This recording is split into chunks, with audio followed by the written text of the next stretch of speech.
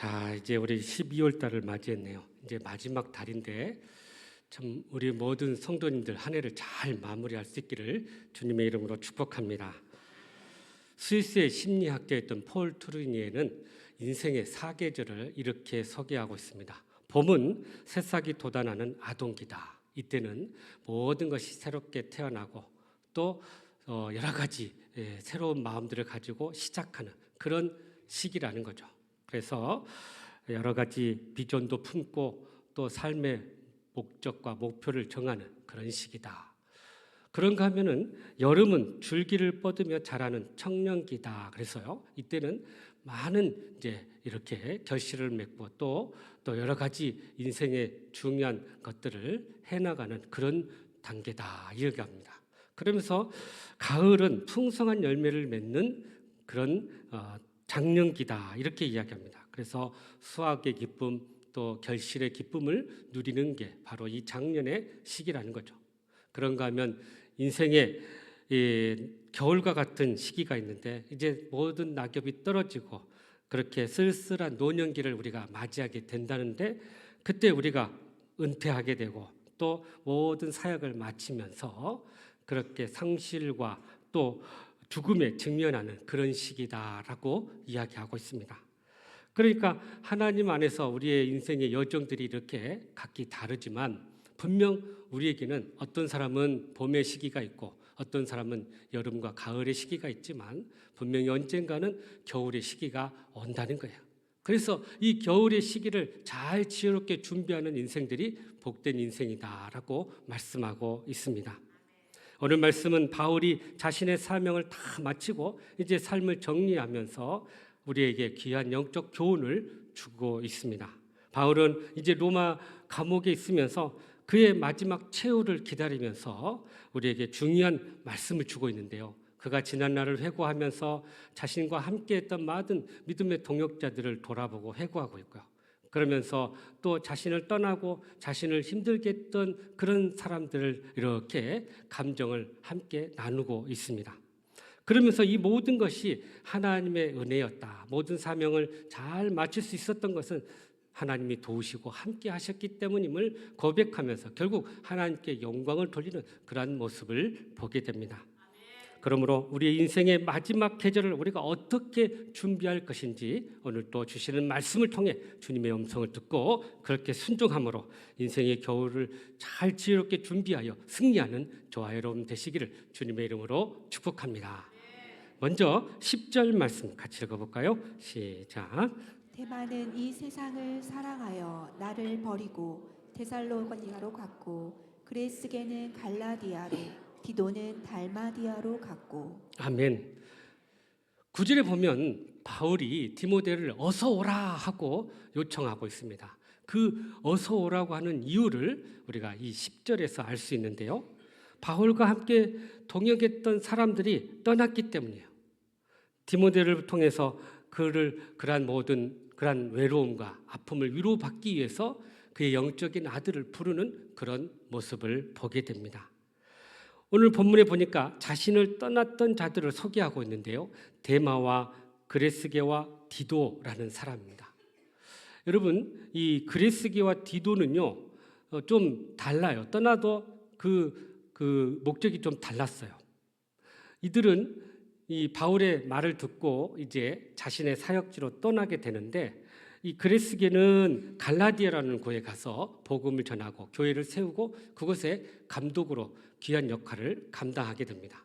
그런가 하면 디도도 바울의 말을 듣고 그가 바울이 보낸 사역지를 또 가게 됩니다. 그래서 마게도니아의 북쪽인 달마디아라는 곳에 가서 그곳에서 전도를 하면서 또 마지막까지 그 사명을 감당하게 됩니다.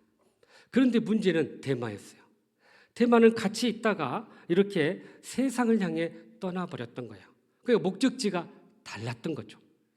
데마는 한때 바울의 충성스러운 동역자였어요. 그리고 아주 헌신적으로 함께 사역했는데 그런데 그러한 모든 헌신을 끝까지 가지 못했던 것입니다.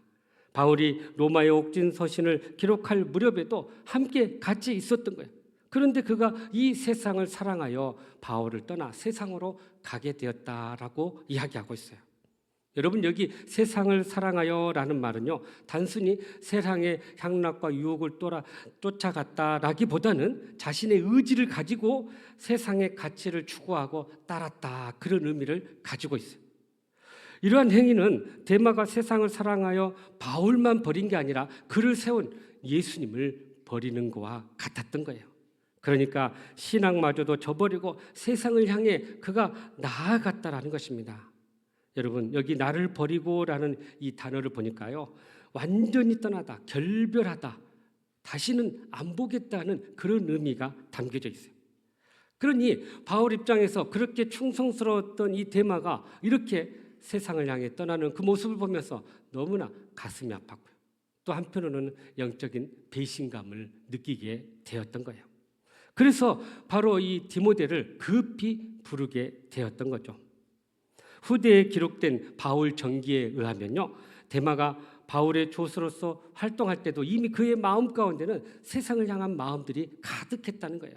그리고 사람과의 사역을 할 때도 이렇게 서로 질투하고 시기하는 일들이 있었고 자꾸 갈등을 일으키는 그런 일들을 행했다고 소개하고 있습니다. 그래서 나중에 기록에 보면 그는 배교자였다라고 할 정도로 이제 주님을 완전히 떠난 그런 자였다는 거예요. 여러분 이 데마가 데살로니가로 가게 되는데 사실 데살로니가는 그의 고향이었어요. 그런데 우리가 알다시피 데살로니가는요 상업의 요충지고 또 많은 문물들이 이렇게 유통하는 그런 지역이었어요. 그러다 보니까 아주 모든 것이 풍성하고 또 모든 것이 풍족한 그런 곳이었어요. 그러니까 한마디로 하나님의 말씀을 떠나 또 하나님 주신 사명을 떠나 풍족하고 또 풍요로운 그런 곳으로 가게 되었다는 거예요. 그런데 여러분 데살로니가는요 그런 물질만 풍성한 게 아니라 한편으로는 또 우상 숭배가 가득했던 그러한 곳이었어요.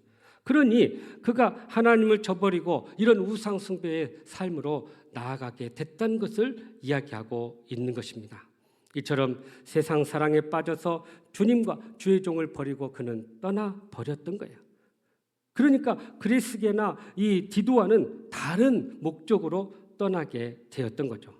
데마는 신앙을 배신하고 주의 종을 배신하고 또 주님을 배신하는 그런 배교자로서의 삶을 마무리하게 되었던 거죠. 그러기에 바울은 이러한 외로움과 더불어 영적인 이 배신감을 가지고 깊은 고통과 상처를 느끼고 있었던 것입니다.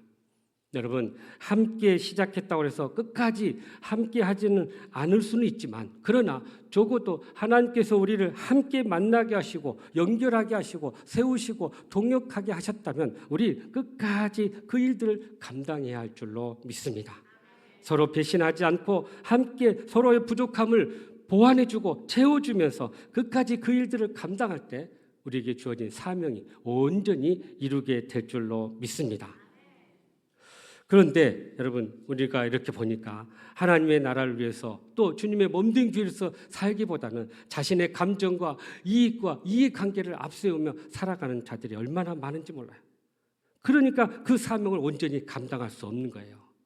그래서 이런 사람들을 주님께서 뭐라고 말씀하냐면 요한일서 2장 15절 16절에 이렇게 우리에게 권면하고 있습니다. 시작. 이 세상이나 세상에 있는 것들을 사랑하지 말라. 누구든지 세상을 사랑하면 아버지의 사랑이 그 안에 있지 아니하니 이는 세상에 있는 모든 것이 육신의 정욕과 안목의 정욕과 이생의 자랑이니 다 아버지께로부터 온 것이 아니요 세상으로부터 온 것이라. 아멘. 그러니까 하나님을 사랑하는 자들은 끝까지 자기의 사명을 감당해야 되는데 이들이 세상을 사랑하다 보니까 육신의 정욕을 따르게 되고 또 물질의 정욕을 따르게 되고 이생의 자랑, 명예욕을 따르면서 그렇게 하나님의 뜻을 저버리게 되었다는 거예요. 여러분 김장하셨죠?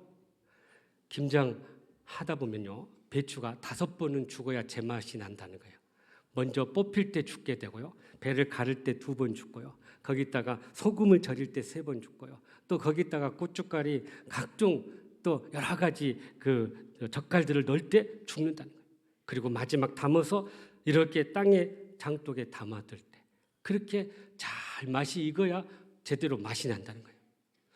우리 인생도 마찬가지예요. 배추가 그렇게 죽어야 제맛이 나듯이 우리가 하나님 앞에서 우리의 정욕, 우리의 물질욕, 우리의 명예욕 이런 모든 것이 죽어져야만이 진정한 신앙의 맛을 내게 되고 하나님의 뜻을 이루게 될 줄로 믿습니다. 그래서 여러분, 우리의 삶의 목적이 분명해야 돼요. 세상을 향해, 정락을 향해, 또 풍요로움을 향해 살 것인지, 아니면 정말 하나님 주신 사명을 내가 끝까지 붙잡고 살 것인지, 그것이 바로 우리의 삶의 중요한 선택의 기로에 있다라는 사실입니다. 한 선교팀이요, 오지에 가서 사역을 했는데요, 처음에는 편안히 하다가 나중에 핍박이 시작되었어요. 그렇게 핍박이 강하게 일어나니까 누구보다도 가장 헌신했던 한 동역자가 짐을 싸고 철수해버렸어요. 그 모습을 보고 남은 팀들이 충격을 받은 거예요. 아니, 저렇게 헌신적이었던 분이 어떻게 저렇게 갑자기 떠날 수 있을까? 그랬을 때 그 선교팀의 리더, 팀장이 이렇게 이야기했답니다. 그가 변한 게 아닙니다. 위기가 그의 진짜 모습을 드러냈습니다. 그렇게 이야기했다는 거예요. 우리는 때때로 위기 가운데서 우리의 신앙을 드러내게 된다는 거예요. 그래서 유대 격언에도 위기 속에서 진짜 친구와 가짜 친구가 드러난다라고 이야기하고 있습니다. 스펄전 목사님도 하나님은 떠난 적이 없다. 그러나 떠난 것은 언제나 우리다라고 이야기하고 있어요. 우리가 고난 속에서 하나님을 떠난 경우들은 얼마나 많은지 몰라요. 그러나 하나님은 결코 떠나지 않는다라는 사실입니다. 그러므로 우리가 세상 장욕을 또는 물질에 빠지지 말고 우리 인생의 겨울을 잘 준비하여서 그렇게 우리가 끝까지 주님의 주신 사명을 지키고 끝까지 승리하는 저와 여러분 되시기를 주님의 이름으로 축복합니다. 계속해서 우리 11절 말씀을 같이 읽어볼까요? 시작. 누가만 나와 함께 있느니라. 내가 올 때 마가를 데리고 오라. 그가 나의 일에 유익하니라. 아멘. 바울 사도가 로마 옥중에 있을 때 끝까지 그 자신을 지켜줬던 사람인데 바로 누가였어요. 여러분, 누가는요, 우리가 알다시피 누가복음과 사도행전을 지었던 저자예요. 그리고 바울의 아주 충성스러운 동역자였어요. 그는 의사였고요. 그리고 바울과 함께 바울을 이렇게 돕는 그런 자였습니다. 2차 전도 여행 때부터 계속 바울과 동행하게 됐는데요. 3차 전도 여행, 그리고 마지막 배를 타고 가이사랴에서 이렇게 로마에 이르기까지 그 배의 여정까지도 끝까지 같이 합니다. 그리고 감옥에 있을 때도 끝까지 바울 곁을 지켰어요. 그러니까 가장 힘들고 외로울 때 마지막까지 바울 곁을 지켰던 사람이 바로 누가였던 거예요. 여러분, 우리가 삶 가운데, 사역 가운데 가장 힘들고 어려울 때 마지막까지 그렇게 지켜주는 사람이 있으면요, 그것은 진정한 우리의 동역자라고 이야기할 수 있습니다. 우리가 말로는 끝까지 하겠다고 하고 또 충성하겠다고 하지만 상황이 바뀌고 마음이 바뀌면요, 언제든지 돌아서는 게 우리 인간의 마음이에요. 그러나 우리는 이 신앙 안에서 주님에 대한 그 사랑과 또 주님께서 베푸신 은혜에 대한 이 신앙의 절개와 의리를 우리가 지킬 수 있어야 한다는 거예요. 여러분, 세상 조폭도요, 그렇게 의리 강조하네요. 그런데 하물며 예수 그리스도의 피를 함께 나눈 우리 믿음의 형제들이 그런 하나님에 대한 또 우리 형제들에 대한 믿음의 의리와 신앙의 절개가 분명히 있어야 한다는 것입니다. 그래서 우리는 어떤 상황에서도 끝까지 하나님께서 맡기신 그 사명들을 감당하면서 우리의 신앙의 절기를 지키고 신앙의 의리를 지키는 복된 삶이 되어야 할 줄로 믿습니다. 그런데 바울의 이 또 다른 동역자가 오늘 말씀에 언급되는데요, 바로 마가입니다. 마가는 어떤 사람일까요? 사실 그는 아주 신실한 믿음의 가정에서 자란 자였어요. 초대교회가 그의 집에서 시작되었다는 것을 우리가 알게 됩니다. 예수님께서 승천하시고 제자들에게 함께 성령이 오기까지 기다리고 기도하라 그랬을 때 이들이 마가의 다락방에서 함께 기도하면서 그 성령을 간절히 기다렸던 거예요. 그러니까 120명의 그 믿음의 형제들이 함께 마가의 다락방에서 기도할 수 있을 정도로 그 공간이 그 정도로 넓었다면 그것은 바로 그들의 가정이 어느 정도 또 이렇게 위치에 있는 가정이었다는 것을 알게 돼요. 특별히 그의 어머니 마리아는요, 초대교회에 아주 중요한 역할을 했던 그런 분으로 알려지고 있습니다. 그런데 마가의 모습을 보니까 처음엔 참 연약한 모습이었어요. 예수님께서 이 잡혀가시는데 모든 제자들이 다 흩어져 버렸어요. 그때 예수님 뒤에서 몰래 예수님을 따르게 됐는데요. 그 자신을 이렇게 소개를 하고 있는데요. 마가복음 14장 51절 52절이에요. 시작. 한 청년이 벗은 몸에 배 홀 이불을 두르고 예수를 따라가다가 무리에게 잡히매 배 홀 이불을 버리고 벗은 몸으로 도망하니라. 아멘. 여기 바로 이 청년이 마가 자신을 우회적으로 이렇게 썼던 거예요. 그러니까 참 부끄러운 모습이니까는 예수님 배반하고 다 떠났던 제자들처럼 자기도 이렇게 잡힐까봐 그 옷을 벗고 알몸으로 도망치는 그런 모습을 보여줬던 거예요. 더욱이 이 마가의 더 큰 문제는 1차 전도 여행 중에 나타났어요.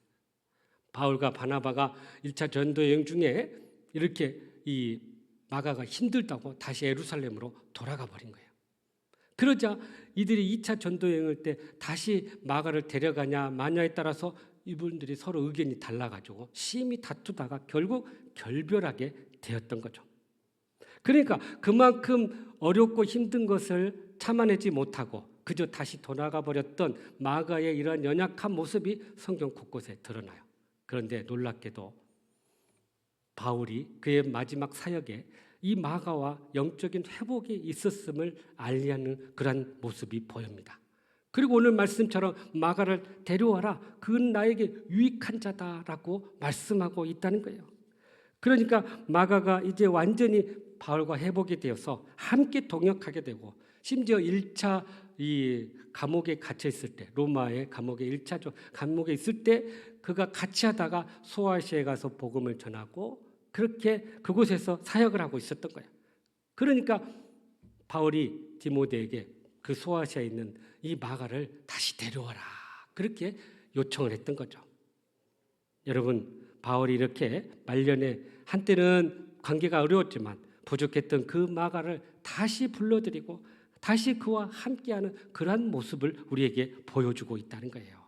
이건 굉장히 우리에게 영적인 중요한 교훈을 주고 있습니다. 우리가 지난날 믿음으로 산다고 하면서도 깊이 들여다보면 육신적인 안위와 또 자신 개인의 감정과 이익을 앞세우다가 이렇게 형제 간의 마음이 갈라지고 또 이렇게 갈등을 일으켜 분열된 그런 분들이 얼마나 많습니까? 그런데 오늘 말씀은 마지막 때가 되니까 이것들을 다 회복해야 할 것임을 우리에게 말씀해 주고 있는 거예요. 우리가 하나님 앞에 서는데 이 문제를 해결하지 않고 하나님 앞에 섰을 때 얼마나 부끄럽겠습니까? 그러나 하나님 앞에 서기 전에 우리는 이 문제를 반드시 해결하고 하나님 앞에 나아가야 한다는 거예요.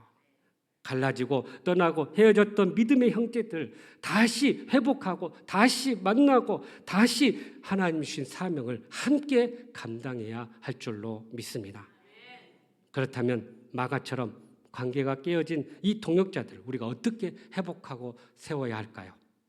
다음 4가지를 여러분 기억하십시오. 첫 번째는 사실 그대로를 먼저 인정하고 받아들여야 돼요. 그때는 내가 좀 힘들었다, 좀 서운했다, 그런 마음들을 서로 나누는 거예요. 그러면서 그것을 통해서 서로의 아픔들을 이렇게 이해하기 시작해요. 그리고 지금 당장 화해보다는 어느 정도 올바른 거리를 두고 기도하는 시간, 침묵하는 시간, 자숙하는 시간을 가져야 돼요. 그래서 그렇게 자신을 성찰하고 돌아보면서 혹시 내가 부족한 게 있었나? 또 하나님 앞에 또 형제들 앞에 내가 부족한 게 있었나? 그것을 돌아보는 것이 진정한 믿음의 사람들이라는 거죠. 3번째는 그렇게 해서 회복할 기회를 잡아야 돼요. 그런데 여러분, 우리가 서로 이렇게 마음이 갈라진 사람을 둘이 만나서 하기는 참 어려워요. 중간에 중재자가 필요한 거예요.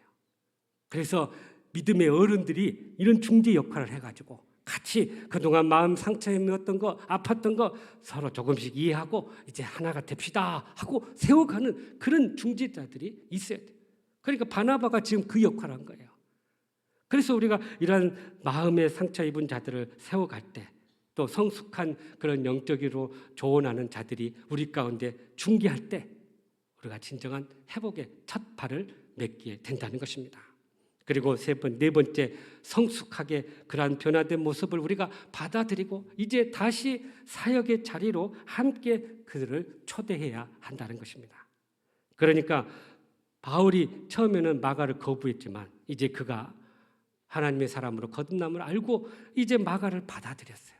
그리고 함께 사역할 수 있는 그런 길을 열어줬던 거죠. 함께 동역하게 되었던 거예요.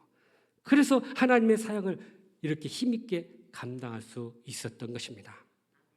여러분, 그래서 우리는 우리 마음 가운데 아직도 불편하고 또 이렇게 마음에 갈등이 있고 상처가 있는 분들이 있다면 반드시 겨울이 오기 전에 하나님 앞에 서기 전에 회복하시고 하나가 될 수 있기를 간절히 바랍니다. 일본 전통 공예 중에 킨츠키라는 복원 기법이 있다고 합니다.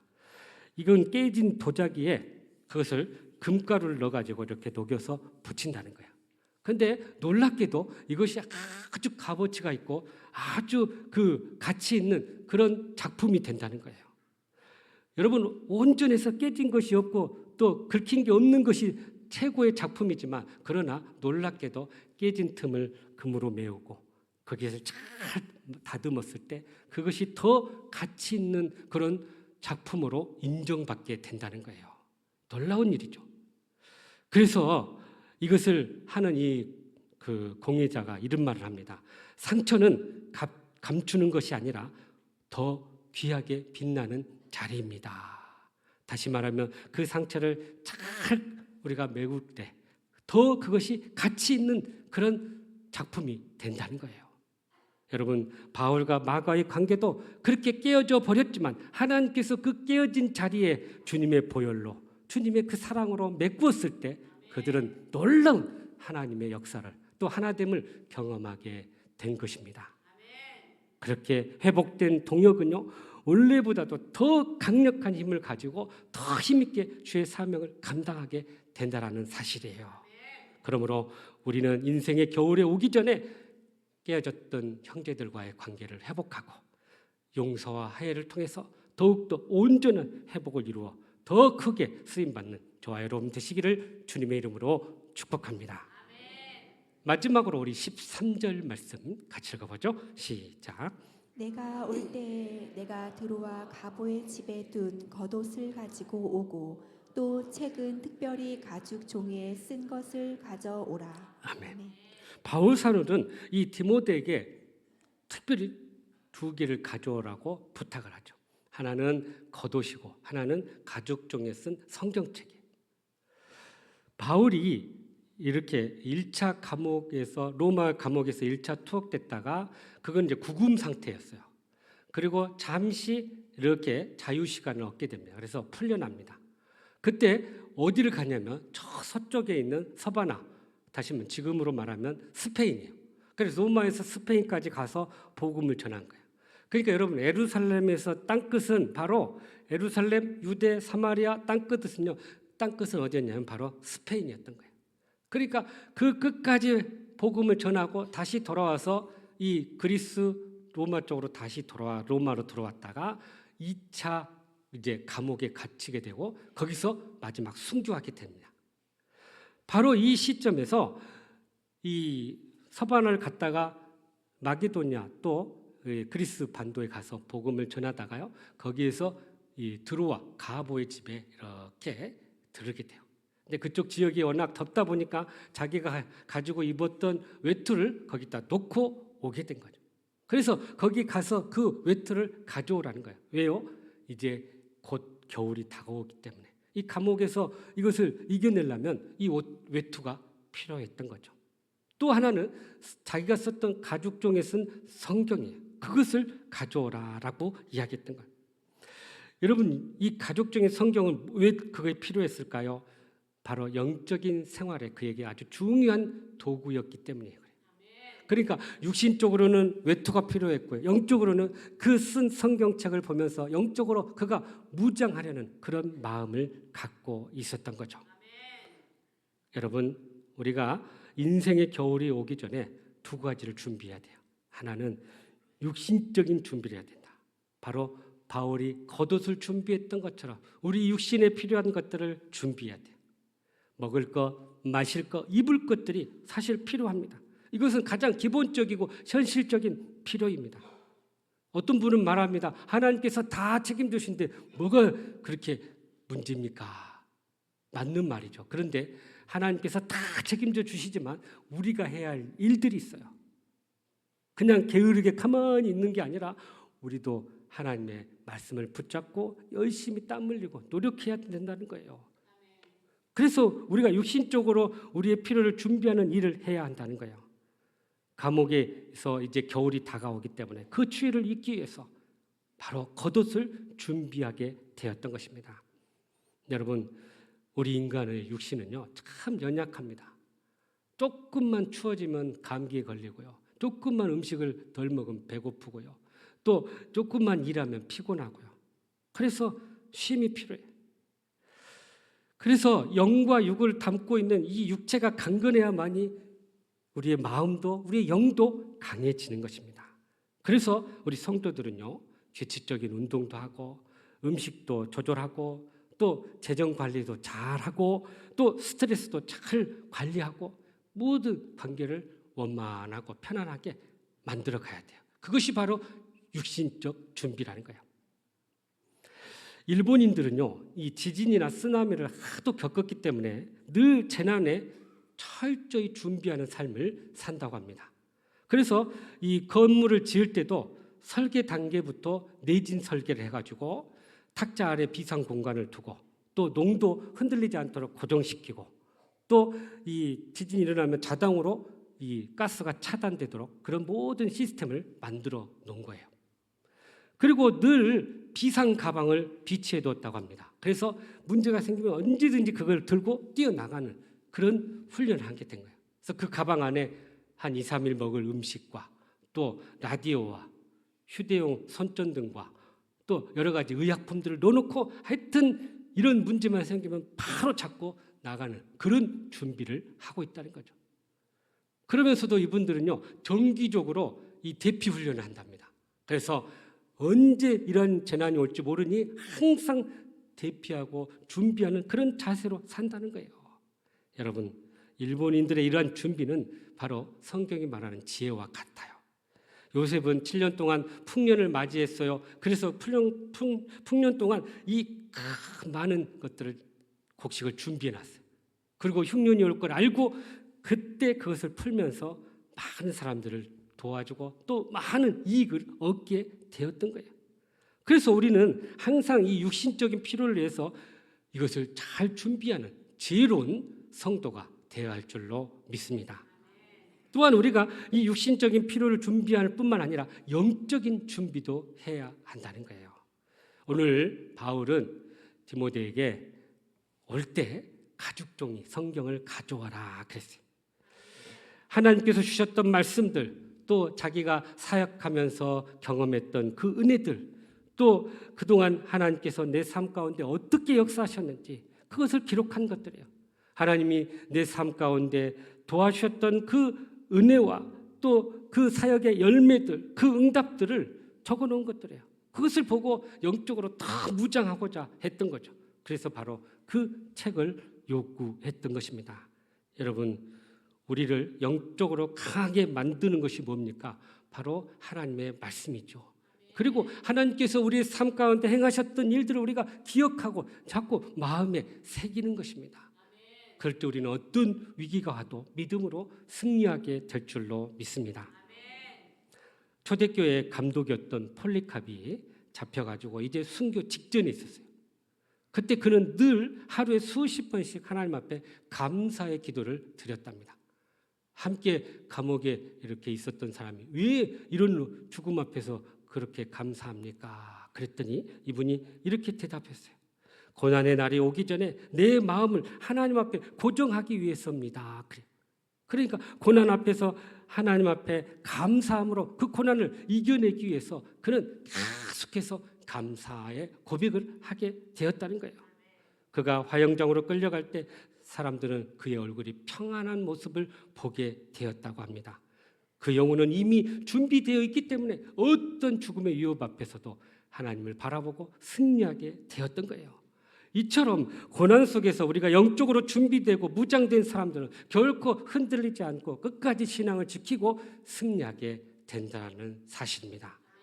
그래서 바울 사도가 에베소서 6장 13절에 우리에게 이렇게 권면합니다. 시작. 그러므로 하나님의 전신갑주를 취하라. 이는 악한 날에 너희가 능히 대적하고 모든 일을 행한 후에 서기 위함이라. 아멘. 하나님의 전식 갑주를 입고 우리가 모든 것들 대적하고 마지막 하나님 앞에 온전히 서는 그런 복된 삶이 되어야 할 줄로 믿습니다.